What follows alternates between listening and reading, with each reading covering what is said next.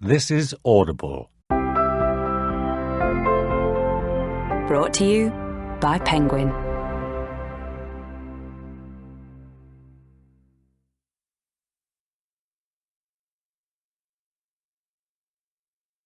The Grapes of Wrath by John Steinbeck. Read by Richard Armitage. Chapter 1. To the Red Country, and part of the Gray Country of Oklahoma, the last rains came gently, and they did not cut the scarred earth. The plows crossed and recrossed the rivulet marks. The last rains lifted the corn quickly and scattered weed colonies and grass along the sides of the roads, so that the Gray Country and the dark Red Country began to disappear under a green cover. In the last part of May, the sky grew pale, and the clouds that had hung in high puffs for so long in the spring were dissipated. The sun flared down on the growing corn day after day, until a line of brown spread along the edge of each green bayonet. The clouds appeared and went away, and in a while they did not try any more. The weeds grew darker green to protect themselves, and they did not spread any more. The surface of the earth crusted, the thin, hard crust, and as the sky became pale, so the earth became pale, pink in the Red Country and white in the Gray Country. In the water-cut gullies, the earth dusted down in dry little streams. Gophers and antlions started small avalanches, and as the sharp sun struck day after day, the leaves of the young corn became less stiff and erect. They bent in a curve at first, and then, as the central ribs of strength grew weak, each leaf tilted downward. Then it was June, and the sun shone more fiercely. The brown lines on the corn leaves widened and moved in on the central ribs. The weeds frayed and edged back toward their roots. The air was thin and the sky more pale, and every day the earth paled. In the roads where the teams moved, where the wheels milled the ground and the hooves of the horses beat the ground, the dark crust broke and the dust formed. Every moving thing lifted the dust into the air. A walking man lifted a thin layer as high as his waist, and a wagon lifted the dust as high as the fence tops, and an automobile boiled a cloud behind it. The dust was long in settling back again. When June was half gone, the big clouds moved up out of Texas and the Gulf. High, heavy clouds, rainheads. The men in the fields looked up at the clouds and sniffed at them and held wet fingers up to sense the wind. And the horses were nervous while the clouds were up. The rainheads dropped a little spattering and hurried on to some other country. Behind them the sky was pale again and the sun flared. In the dust there were drop craters where the rain had fallen, and there were clean splashes on the corn, and that was all. A gentle wind followed the rain clouds, driving them on northward, a wind that softly clashed the drying corn. A day went by, and the wind increased, steady, unbroken by gusts. The dust from roads fluffed up and spread out and fell on the weeds beside the fields, and fell into the fields a little way. Now the wind grew strong and hard, and it worked at the rain crust in the cornfields. Little by little, the sky was darkened by the mixing dust, and the wind felt over the earth, loosened the dust, and carried it away. The wind grew stronger. The rain crust broke, and the dust lifted up out of the fields and drove gray plumes into the air like sluggish smoke. The corn threshed the wind and made a dry, rushing sound. The finest dust did not settle back to earth now, but disappeared into the darkening sky.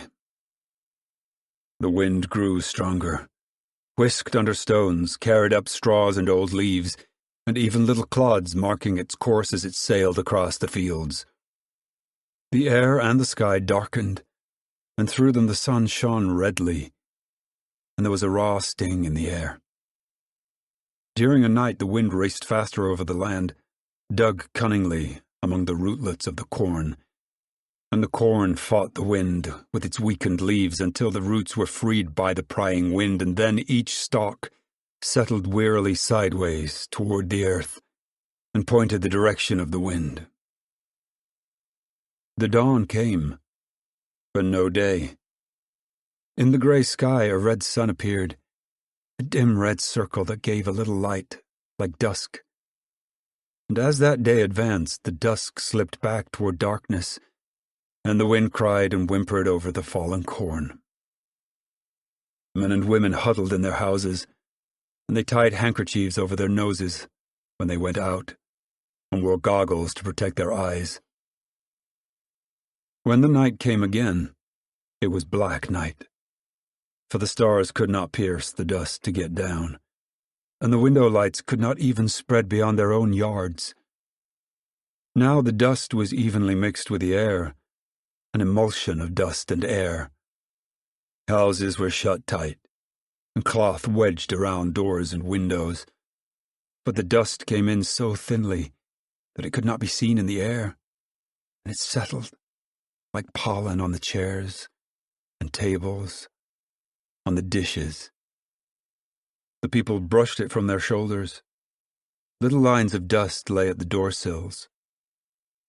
In the middle of that night, the wind passed on and left the land quiet. The dust-filled air muffled sound more completely than fog does. The people, lying in their beds, heard the wind stop. They awakened when the rushing wind was gone. They lay quietly and listened deep into the stillness. Then the roosters crowed and their voices were muffled, and the people stirred restlessly in their beds and wanted the morning. They knew it would take a long time for the dust to settle out of the air. In the morning the dust hung like fog, and the sun was as red as ripe new blood. All day the dust sifted down from the sky, and the next day it sifted down. An even blanket covered the earth. It settled on the corn, piled up on top of the fence posts, piled up on the wires. It settled on roofs, blanketed the weeds and trees. The people came out of their houses and smelled the hot, stinging air and covered their noses from it. And the children came out of the houses, but they did not run or shout as they would have done after a rain. Men stood by their fences and looked at the ruined corn, drying fast now, only a little green showing through the film of dust. The men were silent, and they did not move often.